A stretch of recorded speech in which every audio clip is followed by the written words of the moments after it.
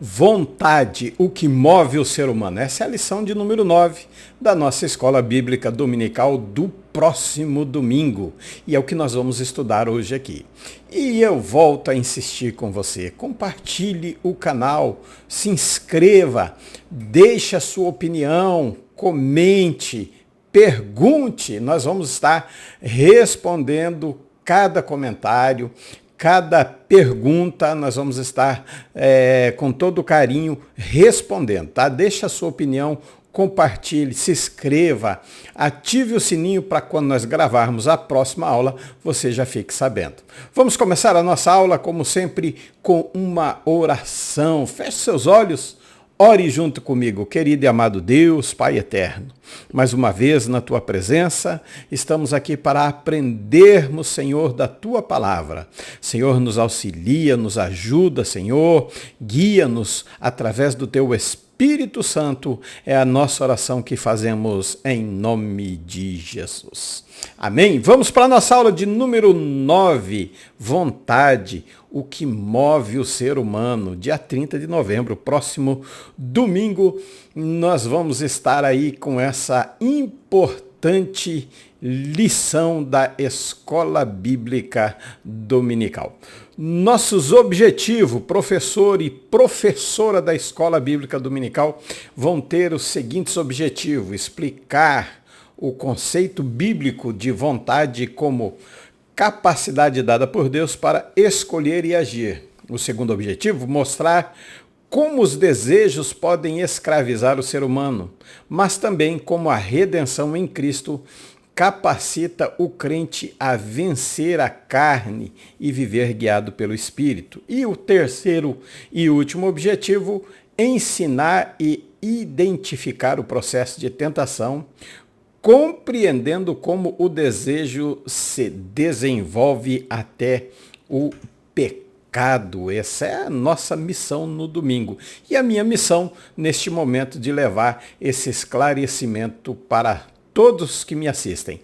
Textuário digo, porém, andai em espírito e não cumprireis a concupiscência da carne. Gálatas capítulo 5, versículo 16.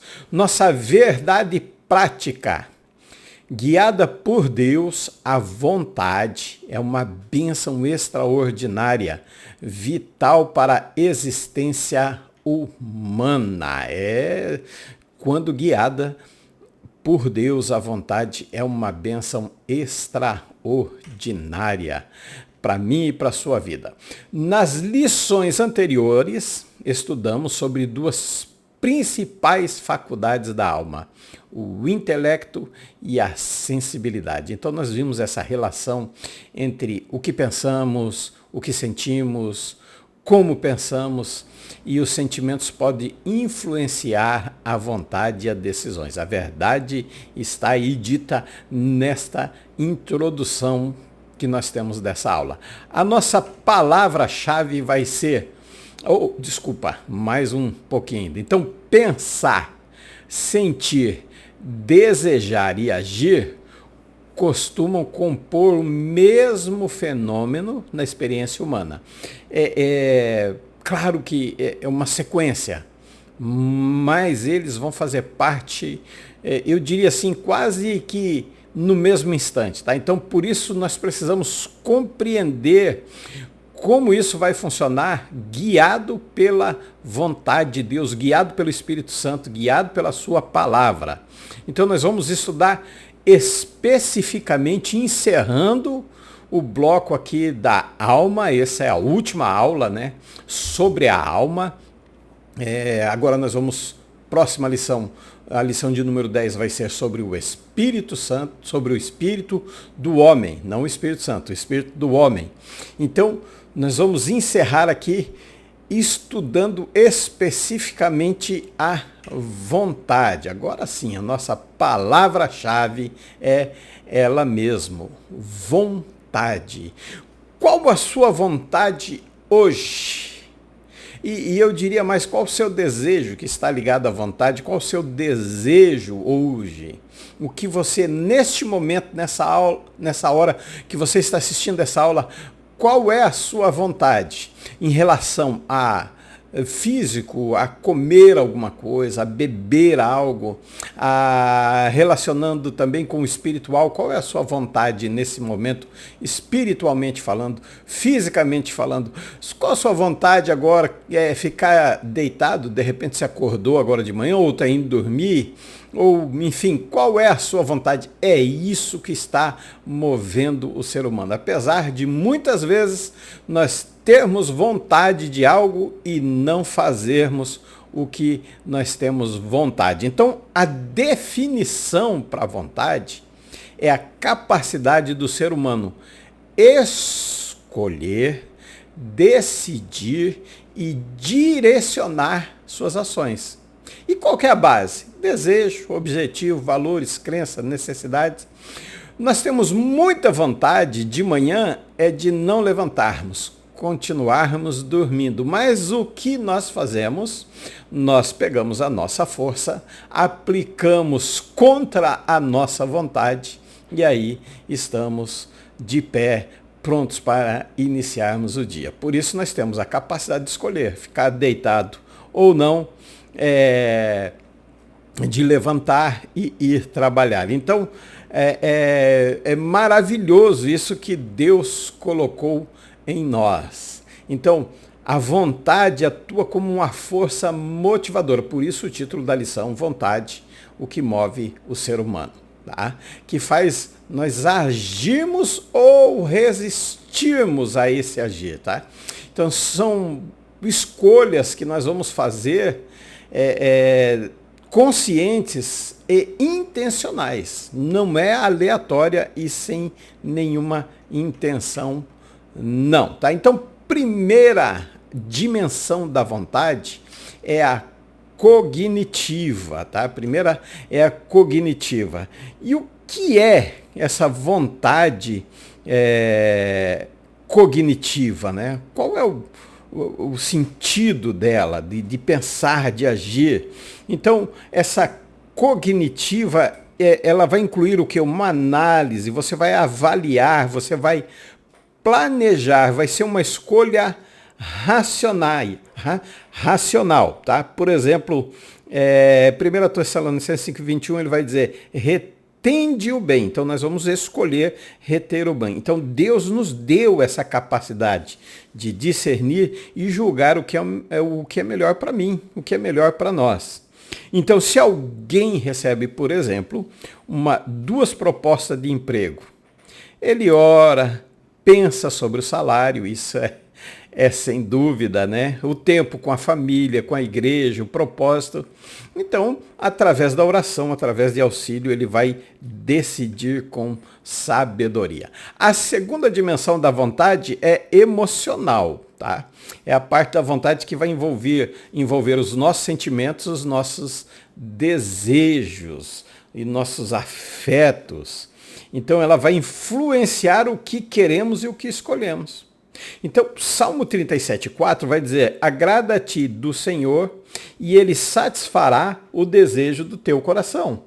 Os sentimentos não são errados, nós já vimos isso, mas precisam ser guiados por Deus. Por exemplo, uma pessoa sente um desejo intenso de responder com raiva a uma discussão, mas ele decide. Então, é essa vontade emocional que ele vai estar controlando. E a terceira e última é a moral, é a dimensão moral e espiritual. É a parte da vontade que responde à pergunta que nós devemos fazer. E qual é essa pergunta? Isso agrada a Deus?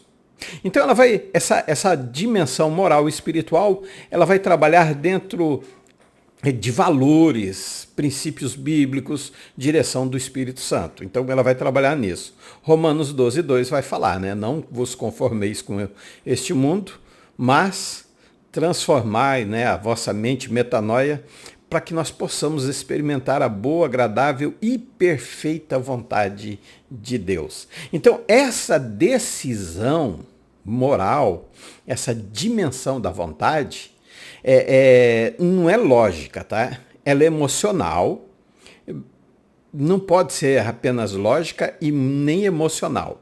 mas ela é submissa à vontade de Deus. Então, quando nós temos a oportunidade de lucrarmos, de levarmos vantagem indevidamente, aí nós vamos escolher ser honesto porque quer viver em santidade ou não. Geralmente, né, vai determinar a nossa ação, ela está alinhada a princípios éticos e à vontade de Deus. Aí, no contexto bíblico, então nós vamos escolher o quê? Ser honesto. Então, cognitiva, o que faz mais sentido? A sabedoria de Deus. A pergunta da cognitiva é: o que faz mais sentido? Então, nós respondemos: deve ser guiado pela sabedoria de Deus. A emocional: o que eu desejo? E aí a resposta é fruto do Espírito. A moral espiritual: o que é certo diante de Deus? E a palavra e o Espírito Santo vai nos dar essa direção e nós vamos ser honestos. Então, quando essas três estão equilibradas, sob o senhorio de Cristo, então nós vamos tomar decisões saudáveis e alinhadas com o reino de Deus. Isso que vai acontecer. Por isso nós temos essas três dimensões da vontade: a cognitiva, que é de conhecimento, de experiência, a emocional, a moral e a espiritual. Então, vontade, meus irmãos, é a capacidade de escolher e agir sendo influenciado pela razão, pelas emoções e principalmente pela nossa espiritualidade, que é centrada em Cristo. A vontade humana foi criada para se submeter à vontade de Deus. Mas depois da queda, o que acontece? Há uma inclinação para o pecado. E isso vem destruir o nosso caráter, muitas vezes destruir o caráter que era moldado ao caráter de Deus, ao caráter de Cristo. Então é necessário o quê? Uma regeneração. Porque Deus é o que opera em vós, tanto o querer como o efetuar segundo a sua vontade. Filipenses 2:13. Vejam como nós precisamos ser guiados pela vontade de Deus, pela vontade guiada pelo Espírito Santo, porque a vontade dele é boa, é perfeita e agradável. Vamos em frente? Vamos para o nosso primeiro ponto, né? A vontade, motivação e ação. Nós precisamos entender e explicar o conceito bíblico de vontade como capacidade dada por Deus para nós escolhermos e agirmos de maneira correta. Primeiro ponto: conceito de vontade. Eu tenho minhas anotações aqui, tá? E aí nós vamos seguindo junto. Vontade também é volição. Isso é uma capacidade que Deus nos deu de desejar, querer, almejar, escolher, agir.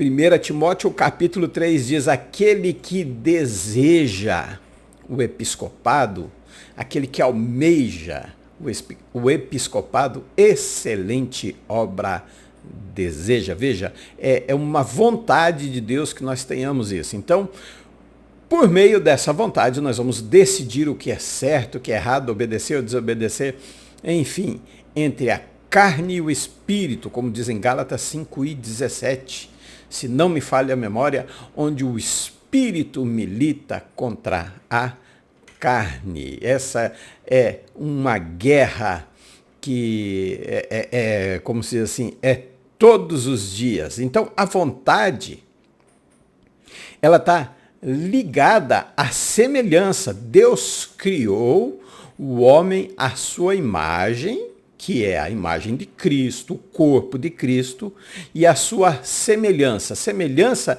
envolve desejar, querer, almejar, escolher, sentir. Isso em Deus, quando Deus tem esse sentimento, é chamado de antropopatia. Atrelar, dar sentimentos humanos a uma divindade, nesse caso Deus. Então, você precisa conhecer um pouco mais sobre antropopatia, que é os sentimentos humanos voltada a uma divindade. Então, sem vontade não há motivação. Sem motivação não há ação.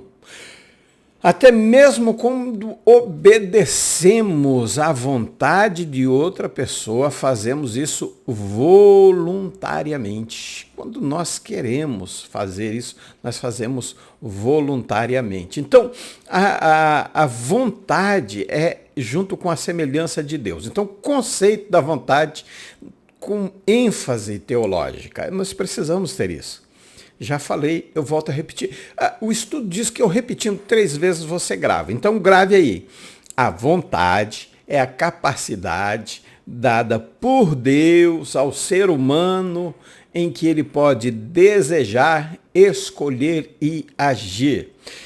Após a queda, essa vontade, claro, ela foi deturpada, ela tomou uma inclinação para a carne. Então, só mediante a graça de Deus é que nós vamos realinhar, que nós vamos voltar, que nós vamos viver realmente na vontade de Deus. Então, por isso que Filipenses 2:3, que nós acabamos de citar, vai dizer que Ele opera tudo em nós, tanto o querer como o realizar.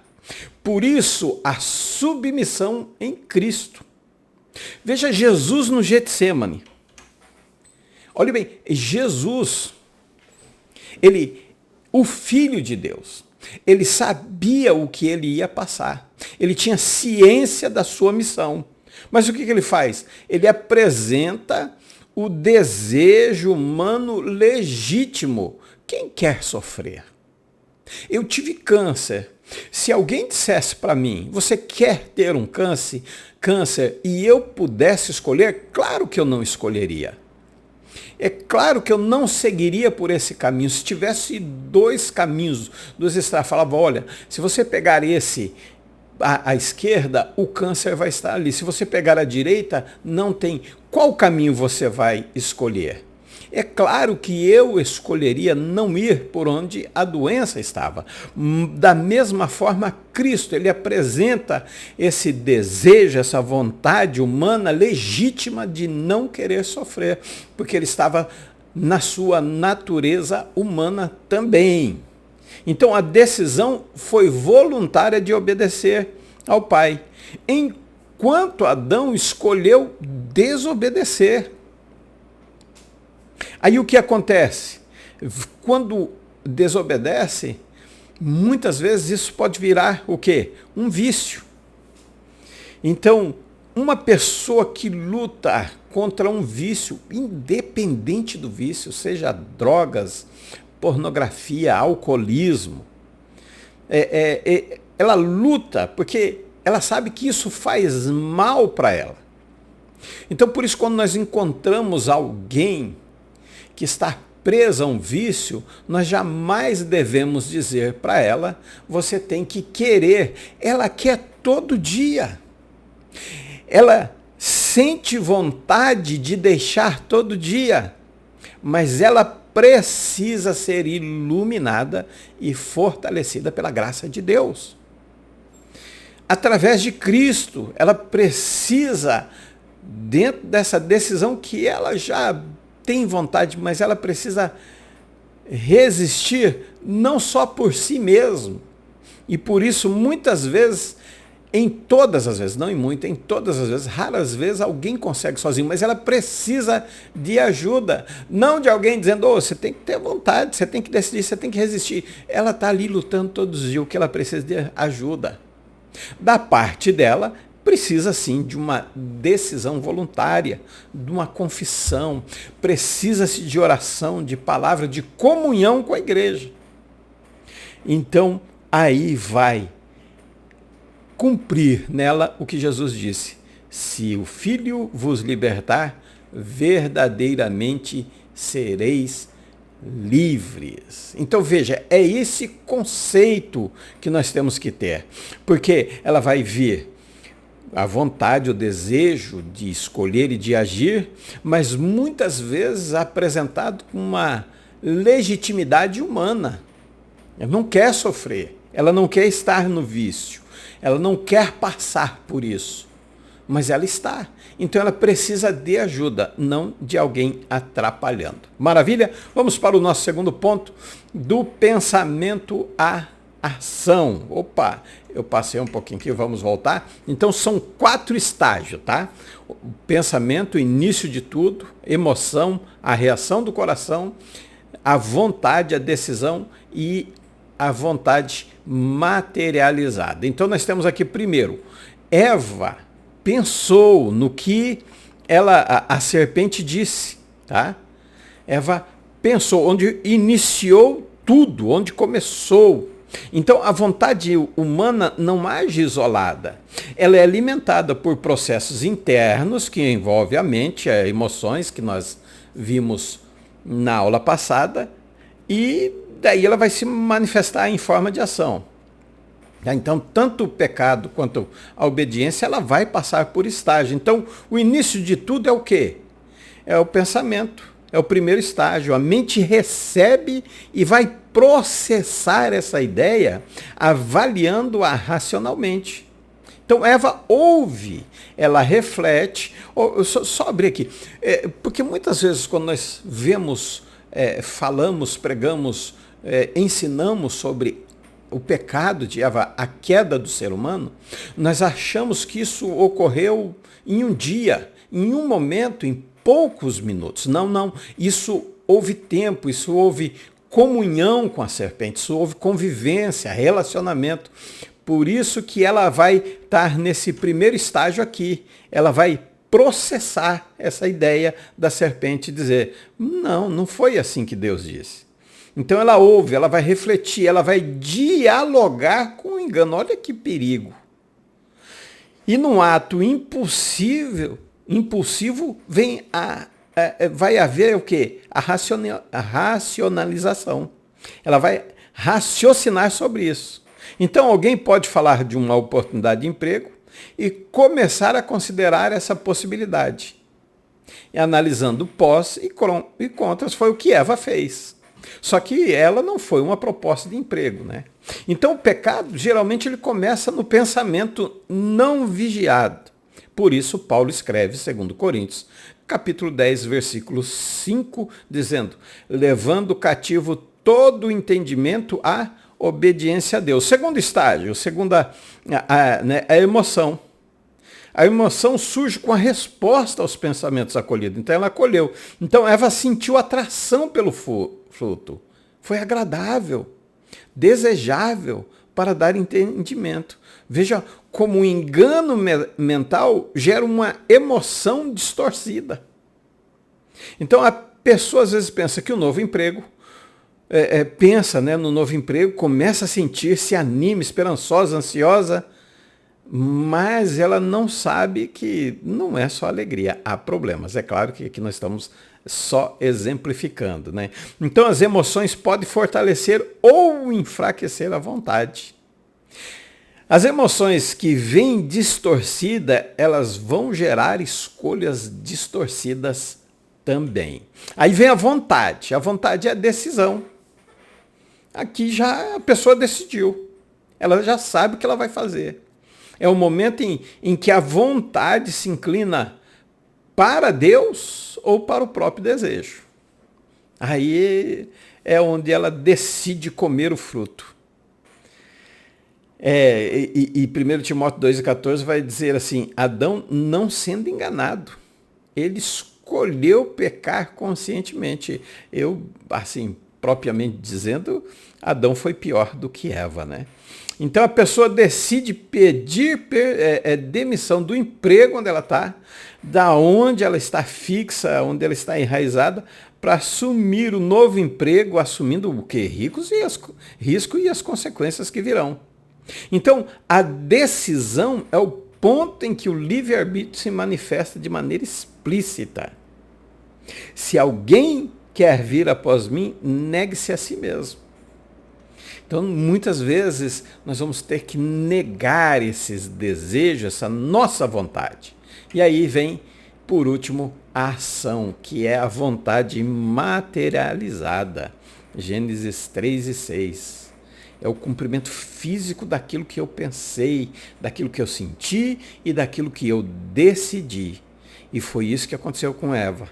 Ela pensou, ela sentiu, ela decidiu, tomou e comeu. Adão comeu com ela. Aqui o pecado se concretiza. E aí vem as consequências. Por exemplo, eu encontro, e como já encontrei algumas vezes, um objeto que não é meu. E aí, qual a minha responsabilidade? Eu vou pensar com temor a Deus, devolver. O que eu faço? Vou agir, devolver ao dono, vou procurar. Então veja, obediência e pecado são resultados finais de processos internos, não é um acidente. Não é algo que você sai e, sem perceber, você invade uma preferencial. Você não para num sinal vermelho porque está mexendo no celular, está distraído. Não, não é um acidente. É algo pensado, é algo escalonado. Então, por isso nós devemos tomar muito cuidado. Tá? Então, o processo humano de escolha. Ela vai seguir uma ordem espiritual e psicológica. Pensamento, emoção, vontade e ação. Assim como Eva, todo ser humano, todos nós vamos passar por este ciclo. E aí, antes de agir, nós vamos passar por esse ciclo. Então nós devemos vigiar desde o primeiro estágio, desde o pensamento. É importante. Olha só, quando Jesus vai falar sobre a sua vinda, ele começa dizendo vigiai, vigiai. A primeira coisa que ele diz, ele fala vigiai e orai. Ele nunca vai dizer assim, ó, ore, ore, ore e não vigie. Ele sempre vai dizer vigiai e orai. Vamos para o nosso subponto de número 3, a fraqueza de vontade. Então veja, o subponto anterior mostrou que a decisão humana ela envolve pensamento, ação, vontade e ação. Tá? Eva fez esse processo. E nesse processo ele foi distorcido pelo engano. Agora nós vamos ver que Adão pecou sem ser enganado. É afirmativo.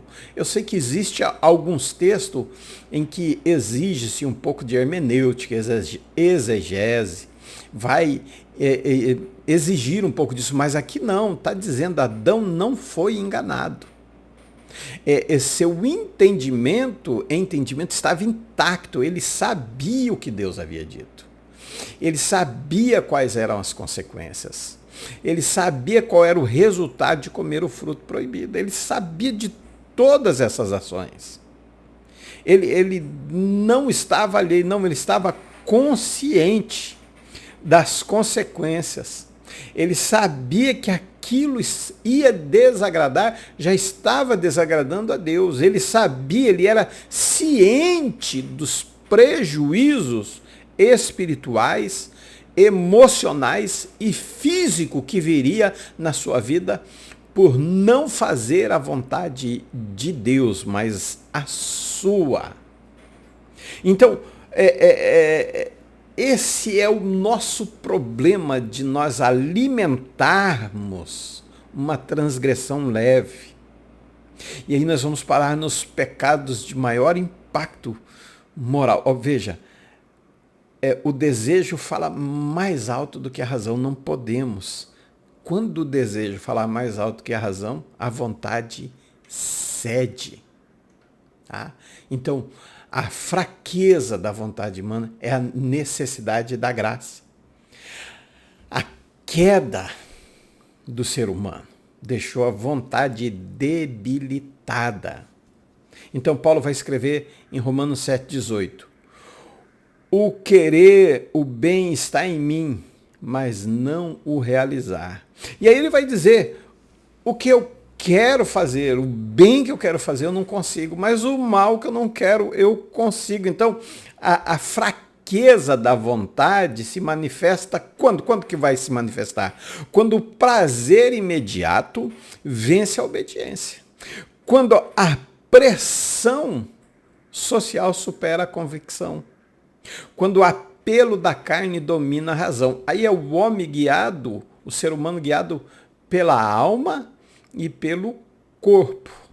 É a concupiscência da carne, é a concupiscência dos olhos e o desejo da carne. Então ele é guiado pela alma e pelo corpo. O espírito, ele está pronto, mas a carne é fraca. Aí no 7,19 ele vai dizer, não, eu quero. Então o que nós precisamos? Ele vai dizer, o que eu não quero, eu faço. Por quê? Porque nós precisamos ser guiados pela vontade de Deus. Então, somente o Espírito Santo, ele vai fortalecer a vontade correta, ele vai capacitar o crente de resistir, ele vai direcionar as nossas decisões. Por quê? Porque nós vamos estar andando em espírito, e ele vai operar internamente o querer e o realizar. Filipenses 2,3. Então, o homem sozinho não consegue. Em Cristo eu consigo. Se as pessoas te elogiarem, se as pessoas falarem bem de você, entenda, não é você, é Cristo na sua vida. Então, nós vamos submeter nossa vontade a Cristo. A pergunta essencial é, quem governa a nossa vontade? Primeiro, os desejos desordenados, influências do mundo e a pressão da carne. E segundo, a vontade de Deus revelada em Cristo e fortalecida pelo Espírito. Mas a grande questão é, quem governa a nossa vontade? Então nós temos que submeter a nossa vontade a Cristo. Nós temos que nos libertar do domínio do pecado. Nós temos que descobrir a verdadeira liberdade em Cristo, tornando-nos servos da justiça. É fácil? Não. Aquele que quer vir após mim, negue-se a si mesmo. Negue as suas vontades, os seus desejos para agir corretamente. Mas eu tenho que renunciar à minha vontade, os meus impulsos pecaminosos. Hoje nós vivemos numa sociedade onde nada mais faz mal. Tudo foi Deus que deixou. Não, nós temos que ser santo, e santidade é ser separado. Pode não ser pecado, mas é um embaraço que me segura em relacionar-se diretamente com Cristo. Então eu escolho obedecer, ainda que, como Cristo orando no Getsemane, a minha vontade é não sofrer, mas eu escolho fazer a vontade. E qual que é a vontade? É carregar a cruz. É carregar a cruz. Então veja, os desejos desordenados são influências do mundo e pressão da carne. Mas a vontade de Deus revelada em Cristo e fortalecida pelo Espírito Santo é que nós devemos ter. Então, Cristo destruiu o pecado. A vitória da vontade submetida ao Espírito Santo. É só assim que vai ser possível nós caminharmos negando a nós mesmos. Tá? Então, veja, entenda esse ponto que nós estamos trabalhando. Olhe bem, o povo de Israel mostrou... o povo de Israel... Ele mostrou que a verdadeira escravidão não está no Egito, mas no coração. Não é o local, mas é no seu coração. Durante a peregrinação, eles se deixaram dominar pela cobiça, pela saudade da comida. Eles diziam, Lá nós seríamos enterrados, aqui nós não temos. Então veja, o salmista ele resume essa tragédia. No Salmo 106:15 ele vai dizer: Deus satisfez-lhes o desejo, mas fez definhar a alma. Desejos desordenados vai gerar ingratidão, cegam para as obras de Deus. A alma definha quando busca a satisfação fora da vontade divina. Até mesmo as bênçãos podem se tornar juízo quando o coração está torto. Por isso Paulo ele vai alertar que essa história escrita para aviso nosso, 1 Coríntios capítulo 10, versículo 11, para não cedermos aos desejos que afastam de Deus, mas buscarmos o livramento que o Senhor promete. É isso que Deus ensinou através do povo de Israel. É não buscarmos a nossa vontade, o nosso desejo, o nosso querer. Nada é meu, é dele, por ele, para ele são todas as coisas. Síntese do nosso primeiro ponto: a vontade é a capacidade humana de desejar e agir, sendo influenciada por pensamentos, sentimentos e decisões espirituais. Vamos para o nosso segundo ponto: desejos da escravidão à redenção. Nós temos aqui como objetivo, mostrar como os desejos podem escravizar o ser humano. Você não é escravo, ou você é escravo de Cristo, ou você é escravo dos seus desejos e passa a ser escravo do inimigo da sua alma também, tá? Mas também com a redenção de Cristo, capacita o crente a vencer a carne e viver guiado pelo Espírito Santo. Olha bem, quando nós falamos sobre desejos, não falamos apenas de impulsos, não, viu? Nós falamos de vontades, não falamos de impulsos nem de vontades naturais. A Bíblia vai revelar os desejos pode se tornar um campo de batalha espiritual. Tá? Então os desejos podem aproximar o homem de Deus, quando guiado pelo Espírito, ou aprisioná-lo novamente. Isso vai acontecer, tá? Eles vão afastar o cristão do propósito divino, mesmo depois da conversão, se você se deixar dominar pelos seus desejos. E revelar como a redenção de Cristo transforma e liberta. Nós vamos entender isso. Nosso primeiro subponto: o povo de Israel é um exemplo poderoso. Acabamos de citar o povo de Israel. Como os desejos desordenados podem transformar pessoas libertas em escravos novamente. Não de um governo, não de um faraó, não de um rei, não de um sistema, não, mas da sua própria carne, de si mesmo. Olha aí, Salmo 106, 14, 15, vai dizer: deixaram-se levar da cobiça no deserto e tentaram a Deus na solidão. E ele fez o quê? Satisfez-lhe o desejo, mas fez definhar a alma. Que coisa terrível é quando nós deixamos de pensar em Deus e acabamos nutrindo os nossos pensamentos, nossos corações, sentindo saudade. Porque quando eu estava lá, eu sentava na roda de amigos, bebia, eu fazia isso. Isso é sentir saudade das panelas do Egito. Eu estou com o corpo livre, tá? Mas a minha vontade, os meus desejos ainda é escravo da antiga vida. Eu tenho saudade do que eu era. Eles pensavam, eles sentiam, eles desejavam voltar para o Egito. Só estavam um corpo livre de um governo, mas estavam totalmente presos, subjugados por si mesmos. O resultado foi devastador. Pereceram, morreram. E aí Paulo vai dizer que tudo isso foi escrito para nos advertir, para advertir eu e você.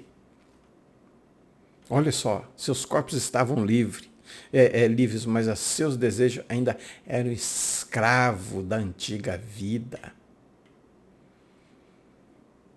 E aí, você está escravo ainda ou você já foi liberto por Cristo? Quem que governa a sua vontade?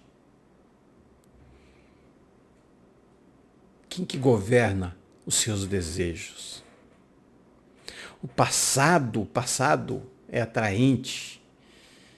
Ele atrai a escravidão, ele faz lembrar as delícias, mas você não consegue sentir o amargo. Você só vai sentir o amargo do pecado quando você praticar de novo. Sua alma vai ficar enfraquecida. Sua alma vai ficar, como se diz assim, vai continuar. Tá? Isso aí vai trazer consequências ruins para a sua vida. Aí nós fazemos as coisas impulsivamente. Nós praticamos aquilo que não devíamos praticar.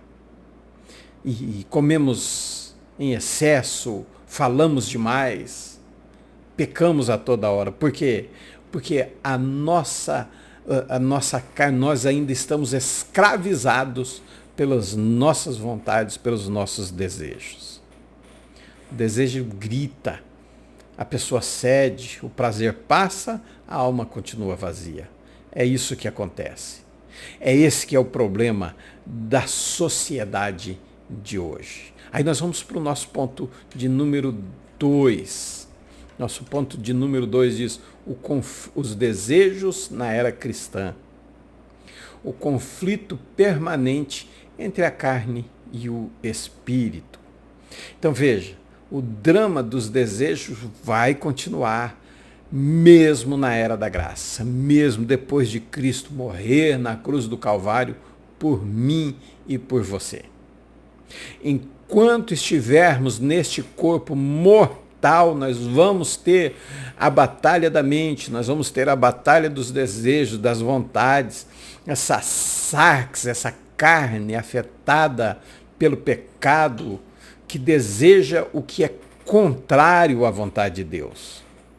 Então nós precisamos entender. Olha, Tiago vai dizer como o pecado nasce e o ciclo interno do desejo. Ele vai dizer, Tiago, capítulo 1, versículo 14 e 15, nós vamos trabalhar bem a vontade como ponto de decisão, a mente e a alma.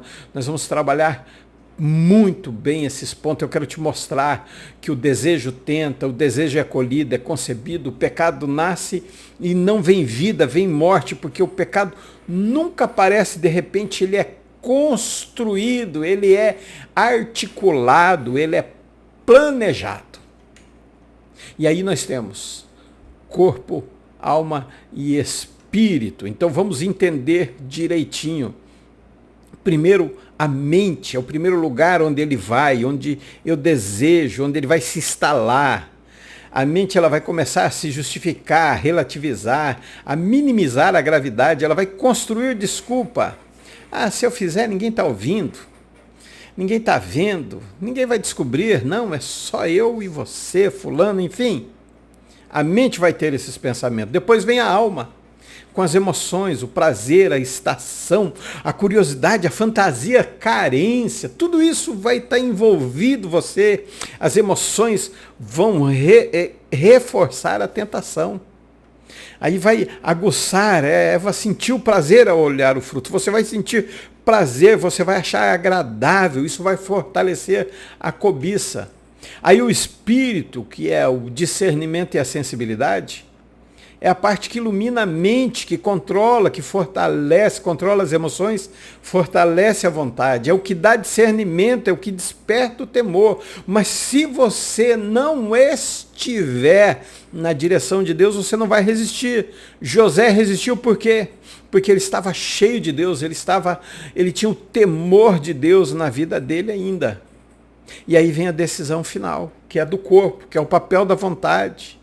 Aí a mente foi enganada, a alma foi seduzida, mas é a vontade que vai decidir. É você que vai dizer, eu quero, eu não quero. Eu não vou fazer. Isso não combina com quem eu sou de Cristo, não. Ou vai fazer. Por isso, Paulo vai, e eu vou insistir, dizer, andai no Espírito e jamais satisfarei os desejos da carne.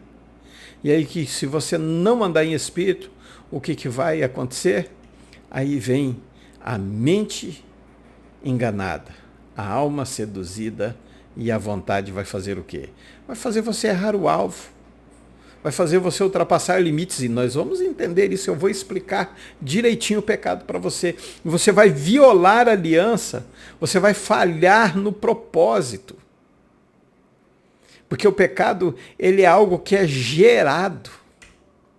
O pecado é algo que é construído. Então aí nós temos a decisão, o terceiro subponto, a decisão do homem redimido. Então, nós somos chamados a uma nova cosmovisão. O que é cosmovisão? Uma visão, uma nova visão. Paulo vai enfatizar que a vida cristã começa na mudança da mente. Onde havia trevas, ignorância e vaidade de pensamentos, agora há compreensão espiritual, sensibilidade ao Espírito Santo e verdade. Então nós vamos trabalhar isso. Agora nós somos diferentes, nós somos redimidos. E aí nós precisamos entender que o primeiro marco da vida do redimido é a mudança de inclinação. Se antes nós tínhamos a inclinação para o pecado, agora nós temos a inclinação para Cristo. Se antes nós deixávamos nos levar, agora nós tomamos a cruz. Agora nós se inclinamos para coisas do Espírito. Nós desejamos o que Deus deseja. Nós passamos a pensar como o Espírito Santo nos direciona. E nós passamos a amar o que o Espírito ama. Então, a inclinação que era para o pecado agora passa a ser para a inclinação de Deus. E ele vai estabelecer 5 pilares, olha só, da formação cristã, da nossa formação. O que aprendeste de Cristo, se de fato aprendeu, e que nele nós fomos instruídos, nós nos renovamos no espírito e na nossa mente, e nós vamos nos vestir do novo homem. Então, esses 5 elementos formam o coração da vida cristã. Cristo é o conteúdo, é o mestre e o ambiente de ensino. Ele é tudo para nós. Nós aprendemos de Cristo, nós ouvimos de Cristo, nós somos instruídos por Ele. Então Ele renova o nosso espírito, a nossa mente e vai nos revestir de um novo homem. Aí nós vamos andar como Cristo quer que nós andamos. Nós vamos caminhar como Ele quer que nós caminhemos. Nós vamos pisar onde Ele quer que nós pisamos. Então nós vamos adotar, assim como Adão, ele prova do fruto conscientemente, nós vamos adotar o caráter de Cristo conscientemente. Não é algo obrigado, não é algo imposto, não é algo empurrado goela abaixo. Não é algo que vai mudar. Nós vamos abandonar o padrão antigo e nós vamos permitir que essa nova natureza prevaleça nas nossas escolhas diárias. Então vamos ver aqui, olha bem, a decisão do homem redimido. Primeiro, é uma nova identidade, é uma nova criatura. Então nós precisamos entender que nós somos uma nova criatura. Nós somos criados. Olha, o Cristo foi o nosso conteúdo de ensino, então nós aprendemos, nós estudamos a pessoa dele, o seu caráter, a sua mente, os seus caminhos. Cristo foi o nosso mestre, se é de fato que nós ouvimos ele. Então, quem fala o nosso coração é o próprio Cristo, através do quê? Da palavra e do Espírito Santo. Cristo foi o ambiente da nossa formação, então nele nós fomos instruídos. Então Cristo não é apenas o tema da lição, mas é a sala de aula, é Cristo que é a instrução, que é em Cristo que a instrução acontece. Então o processo vem de despir-se e revestir-se. Aí vai aparecer o velho homem com o novo homem. Então o velho homem se corrompe, o velho homem é guiado pelos desejos enganosos, é marcado pela velha natureza, é fruto de uma mente obscurecida. Já a nova criatura, o novo homem, é criado segundo Deus, vive em verdadeira justiça, expressa a santidade, procede de verdade, é fruto de renovação, meus irmãos. O velho homem ele vai degredindo, o novo homem é criado, o velho segue o engano, o novo segue a verdade. Então veja, nós precisamos entender que nós somos uma nova criatura, uma nova identidade. É mudança de condição espiritual, é mudança de natureza, é mudança de direção de vida. O redimido decide a partir do que é e não mais do que era. Nós não podemos ter saudade do que nós éramos, porque nós somos nova criatura. É a fundação da vida cristã. O passado não importa, ele não determina mais o presente. A natureza é transformada, então o Espírito Santo vai inaugurar. Cristo morreu para que vivêssemos a realidade da nova criação. Então veja como é maravilhoso. Aí vem o segundo ponto, que é mortificar a carne. Aí nós precisamos. Se a nova criatura é o ser humano que, estando em Cristo, passa a viver como parte da nova criação de Deus, anunciado pelos profetas, experimentando a regeneração espiritual, transformando o caráter e a reconciliação com Deus, que é um contraste radical com a antiga vida de pecado, então nós temos que mortificar a carne pelo Espírito. Romanos 8, de 11 a 13, e Colossenses 3 a 5. Então o Espírito que ressuscitou Jesus, ele habita em nós. Ele vai nos capacitar a fazer morrer, a matar, a sufocar esses desejos pecaminosos. Então é uma decisão diária. É diária. Andar pela carne traz morte, andar pelo Espírito traz vida. Então a mortificação de Colossenses 3 e 5 é um ato intencional de negar o velho homem. Não é assim aleatório, não, é intencional. E essa decisão precisa ser consciente de fazer morrer todos os desejos pecaminosos. Ou morremos com Cristo ou não morremos. Ou vivemos com Cristo ou não vivemos. Nós ressuscitamos com Cristo ou não. Nós estamos escondidos em Cristo. Nós não pertencemos mais ao mundo, mas a Cristo. Nós estamos glorificados com Cristo. Então, a prostituição, a impureza, a lascívia, enfim, todos os pecados estão diretamente ligados à carne, ao velho homem, não ao novo. Então nós precisamos entender, não há mais avareza. Nós precisamos saber que nós estamos mortos para esses pecados. Nós estamos mortos para os pecados de temperamentos, a ira, a indignação, a maldade. Nós estamos mortos para os pecados ligados à língua, falar mal do irmão, xingar, blasfêmia, palavrão. Nós não podemos fazer mais isso. Mentir falsamente. E aí nós passamos o quê? A viver em Cristo. Se nós mortificamos a carne,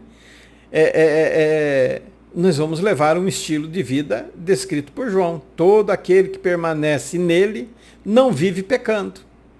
Então permanece em comunhão, ele obedece, ele é guiado pelo Espírito. Então, todo aquele que permanece nele não vive pecando. Então, a verdade, essa verdade não ensina impecabilidade, mas a continuidade. Quer dizer, a gente peca. Nós pecamos, às vezes, no falar, no agir, no sentar, enfim. Mas não é uma continuidade. São erros que acontecem no nosso dia a dia, porque não somos perfeitos. Então, a permanência em Cristo vai moldar a nossa vontade, vai governar os afetos e direcionar os nossos passos. Isso é maravilhoso para a nossa vida. E aí o que vai acontecer? Nós vamos frutificar. Aí amor, alegria, paz, longanimidade, benignidade, bondade, fé, mansidão e temperança. Então esse fruto não é esforço humano, mas é a evidência do que o Espírito Santo está governando o meu e o seu coração. Porque se nós vivermos no Espírito, que é a vida interior, nós devemos andar no Espírito, que é a vida exterior. E aí vem o resultado final desse processo, é a vida frutífera. Aí nós vamos frutificar. Aí nós vamos andar conforme Ele quer que nós andemos. Isso é maravilhoso, irmãos. Aí a nossa inclinação vai ser para o Espírito.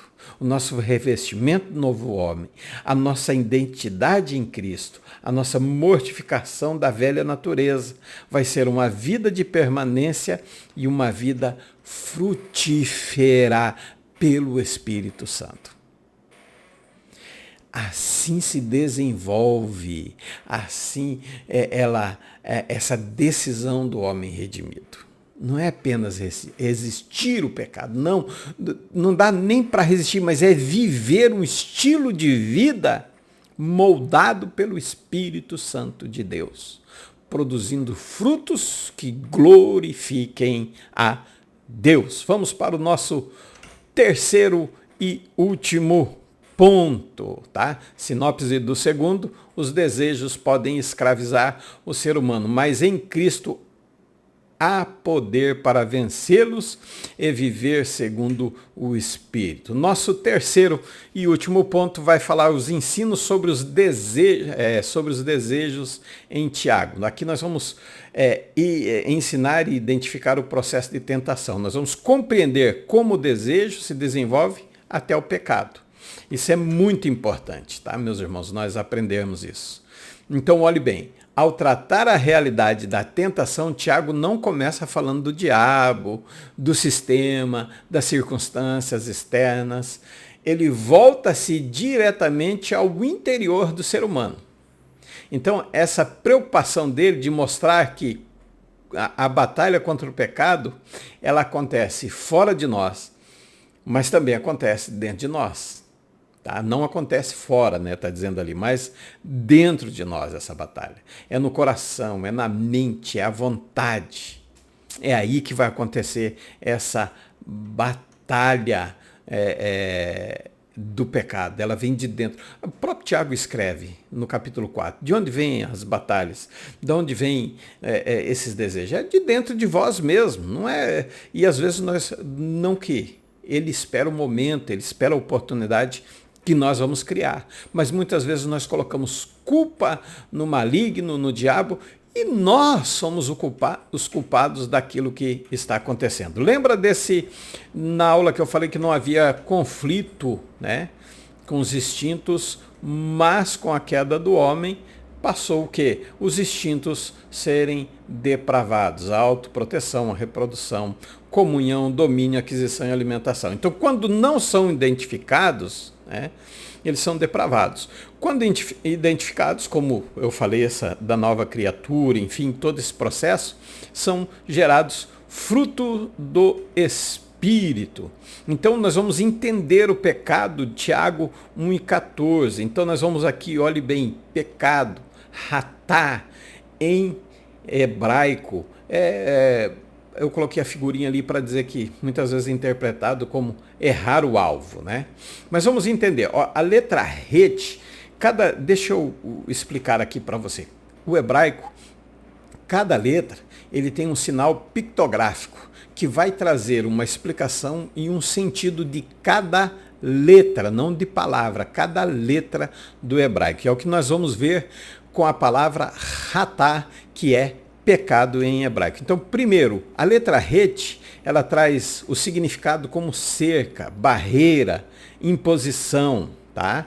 E ela também é uma separação. Pode ser uma proteção, pode, mas também pode ser uma prisão. No caso do pecado, a cerca vai se tornar uma prisão. Esse het também vai trazer como transgredir, errar o alvo, falhar, tanto no sentido moral quanto civil, tá? Êxodo 5:16. Então não é apenas uma ação errada, mas é uma ruptura de um propósito estabelecido, tá? Por Deus. Então o verbo, ele vai carregar essa letra, ele vai carregar, violar um padrão civil, é falhar em cumprir a expectativa divina, é desalinhar do caminho correto. Tá? Então nós vamos entender isso aí. Então o het é uma cerca, é um limite, tá? É uma proteção que deve ser respeitada. E uma prisão se violada. Tá? Então nós temos aí como uma cerca. Então ultrapassar esse limite é o primeiro ato, né? O primeiro movimento do pecado é o quê? É ultrapassar esse limite saudável, onde Deus nos coloca. Ou também se prender dentro dele. A próxima letra é o tet. Ele aí parece com dois significados, tá? Tanto cobra quanto cesta. É algo enrolado. É a definição do mal e do bem, é ideias ambíguas, né? Algo oculto, algo sendo gerado. O tet, ele também vai ser, em hebraico não tem números, as letras são números. E o tet é o número 9, é o símbolo da gestação. Então o pecado não nasce de repente, ele é gestado, é algo que toma forma dentro de nós, silenciosamente, nos pensamentos, ali onde nós vamos criando, na vontade, no desejo. E só se manifesta quando está maduro, quando chega a hora de nascer.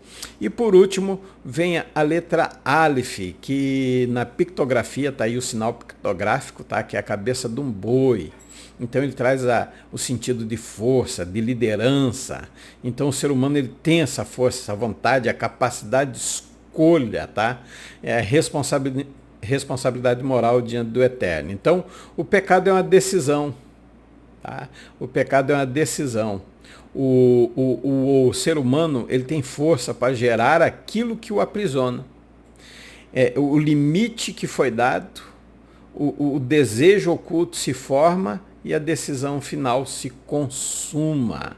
Tá? Então nós temos aí. Tiago vai descrever o pecado como desejo, como sedução, como desejo para cobiça, como sedução para atrair, como concepção de engravidar e nascimento de dar à luz. Mas, enfim, em vez de gerar vida, ele vai gerar a morte. Então, ele tem um ciclo, tá? Ele tem um ciclo. E o primeiro estágio dele é o desejo, é o poder legítimo de comer, de dormir, de trabalhar, de relacionar-se. Mas quando não é guiado pela vontade de Deus, o comer vira glutonaria, que é pecado, o descanso vira preguiça, que é pecado, e o sexo fora do casamento, no casamento é pureza, fora do casamento é pecado. Então nós vemos aí esse primeiro estágio. Os desejos devem estar sob controle, não mais sob o controle deles. Não nós sob o controle deles, mas sobre o controle do Espírito Santo. O segundo estágio é o quê? É a atração, é o engano. Veja, o caçador arma uma armadilha, e eu coloquei tanto nos dois, né? A parte da internet, tanto celular, né? A tentação se apresenta aí como algo aparente, inofensivo, gostoso, bom, né? Aí como o pescador que coloca a isca no anzol é seduzido, é engodado, tem essa aparência agradável, né? Se Ló tivesse visto a ruína atrás do brilho de Sodoma, ele não teria errado. Se Davi tivesse visto a tragédia que ia ser, né? Por trás de uma noite com Betseba, ele não teria cedido. Então, discernir a isca é essencial. O diabo nunca vai te mostrar o anzol e nem a armadilha, ele só vai te mostrar a isca, tá? O terceiro estágio é a concepção. O pecado não nasce de um ato impulsivo. Primeiro vem o quê? O desejo, ele aparece, depois a mente abraça, a vontade consente e o pecado é gerado. E aí é fruto de um processo. Não é algo que impulsivo, não, de forma nenhuma. E por último, o quarto estágio, que é a da morte. É a morte espiritual, é a morte emocional, a morte moral, a física em alguns casos, e para o ímpio, a morte eterna. E Paulo vai afirmar, né? O salário do pecado é a morte. Então veja, segundo esse processo do Tiago, o desejo desperta, ele é neutro, mas é perigoso. A atração e o engano vai seduzir a mente. A concepção, que é a vontade, ela vai consentir. Do pecado nasce a união do desejo, mas a vontade. E a morte é o fruto final. Esse é o ciclo do pecado, que todo cristão precisa aprender e a reconhecer e interromper no primeiro estágio. Nós vamos ver isso no segundo ponto, tá? Então, é vigilância, é submissão, é disciplina e é dependência. Vigilância do quê? Você precisa identificar seus desejos rapidamente. Aí você precisa de submissão, você precisa levar eles à palavra e à oração. Aí é disciplina, você tem que afastar-se imediatamente da isca, porque ela é perigosa. E a dependência, peça força ao Espírito para dizer não antes da concepção. Então, olhe bem, a fofoca. É para falar mal do irmão. Eu vou pegar bem simples aqui, tá? A fofoca é para falar mal do irmão. Não fale. O judeu ele tem o Lashon Hará. Lashon Hará é a língua da maledicência. E o Lashon Hará vai dizer que 3 coisas: sexo ilícito, assassinato e idolatria. São 3 coisas que não têm perdão. Isso no contexto judaico, dos sábios judeus. Eles dizem que esses 3 não têm perdão, nem aqui nesse mundo, nem no mundo vindouro. Mas eles falam que falar mal do irmão é pior do que você praticar esses 3 atos junto. É pior do que você praticar idolatria e assassinato. E idolatria e assassinato, outro me fugiu da mente agora. É pior do que você praticar esses 3 pecados juntos. Mas é só você voltar ao vídeo e você vai ver. Então, não é para falar, porque vai receber a punição quem falou, quem ouviu e quem provocou. Então, não é para falar. Então, eu preciso abortar no início. A pessoa ora, muda de assunto ou se cala. Ela aborta quando começa, não, peraí, não quero ouvir. Ah, mas ele fez sim, ele fez, mas eu não quero ouvir. Daí vem o nosso segundo ponto, né? Que vai dizer como nós vamos abortar esse processo. Se no processo anterior nós vimos o detalhe da concepção, de gerar, de ser um cesto, de guardar aquilo que está no nosso coração, nós vamos guardando, nós vamos alimentando o desejo, vai sendo trabalhado. Agora nós vamos aprender como interromper esse processo. Na lição 7 nós vimos que devemos cortar. Nós devemos pensar em tudo que é bom, tudo que é honesto, tudo que é direito, tudo que é verdade. Você lembra? Então, Tiago ele vai ampliar esse princípio. Ele vai dizer que é necessário abortar os desejos desordenados. Por quê? Porque eles possuem força ainda maior sobre a vontade humana. Então, como que nós vamos abortar esse processo? Primeiro, nós vamos reconhecer, logo de início. Você tem que reconhecer uma fantasia, uma justificativa interna, um pensamento insistente, um impulso emocional. Então, quem vigia vai perceber cedo quando algo não combina com ele, com essa nova natureza. Você é nova criatura. Então, isso que você está isso que está manifestando nesse primeiro, logo no início, você vai identificar. Você vai dizer, não, pera aí, essa fantasia não, isso não agrada a Deus. E aí qual que é o segundo estágio? O que você vai fazer? Você vai rejeitar. Então, o crente, ele não vai dialogar com a tentação, ele não vai racionalizar a cobiça. Ele vai confrontar com a verdade da palavra. Ele vai se lembrar de que um desejo fora da vontade de Deus, ainda que pareça inocente, é uma semente de morte, vai ser plantado, vai ser gerado, um dia vai nascer. E quando nascer, vai fazer o quê? Gerar morte. Então, ele vai tomar a atitude de substituir o desejo por prática espiritual, vigilância e oração. Ali eu coloquei, não são apenas defesa, mas substituição. Então, vai ocupar a mente e o coração com as coisas do alto. O crente vai reduzir o espaço para o crescimento do desejo carnal. Ele vai alimentar com coisas espirituais. Por isso Jesus nos ensinou a orar assim, livra-nos de toda tentação. Deus livra sim, eu tenho certeza, não tenho dúvida nenhuma. Mas ele precisa que nós façamos a nossa parte. Nós precisamos manter um coração despertado, uma mente renovada e um espírito que vai depender dele. Então, quando nós vamos abortar esse processo, é viver diariamente. Não é só uma vez, é todos os dias, antes que o pecado seja concebido. E aí ele vai produzir seus frutos inevitáveis. Então, como que nós vamos quebrar esse ciclo? Como que nós vamos fazer? Primeiro, nós vamos vigiar e orar.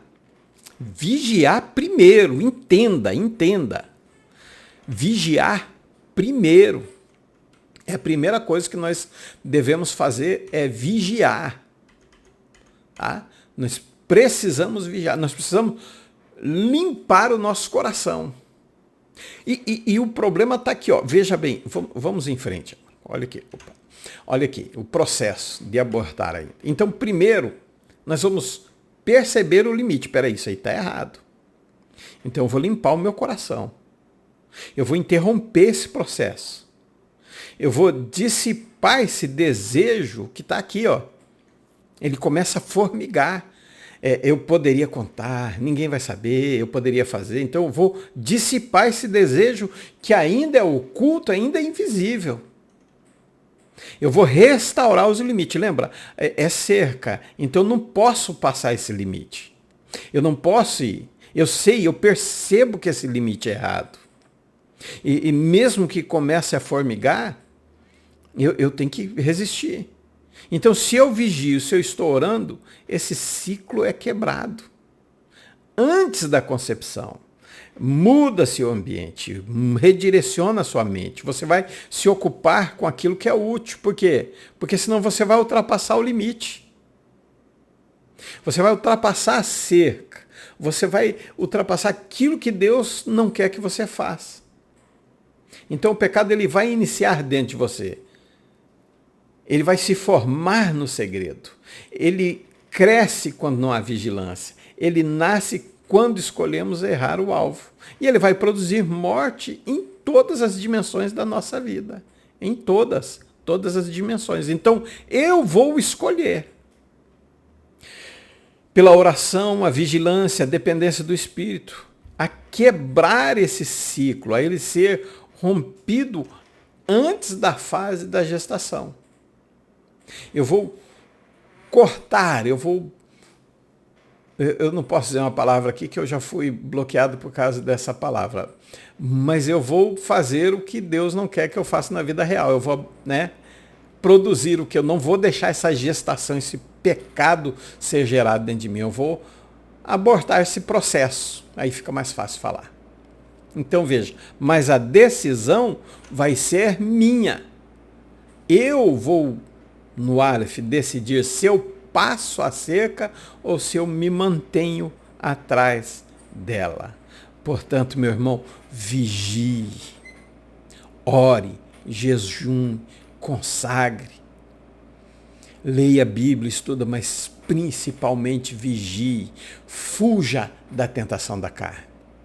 Faça que nem José. Os irmãos deles ficaram com o que dele? Com as roupas. A esposa de Potifar ficou com o que dele? Com as roupas. Era tudo que eles tinham de José. Somente roupas.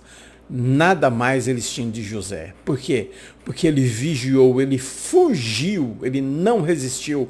Com o pecado, nós não dialogamos, nós não resistimos, nós fugimos. Então fuja, ore, mas principalmente vigie. Nossa sinopse, chegamos ao final da nossa aula, nossa sinopse do ponto 3, Tiago revela como os maus desejos geram pecado, alertando sobre a necessidade de vigilância e domínio espiritual. A conclusão da nossa aula vai dizer o seguinte: apesar da nossa tendência pecaminosa, não podemos encarar os desejos apenas de forma negativa.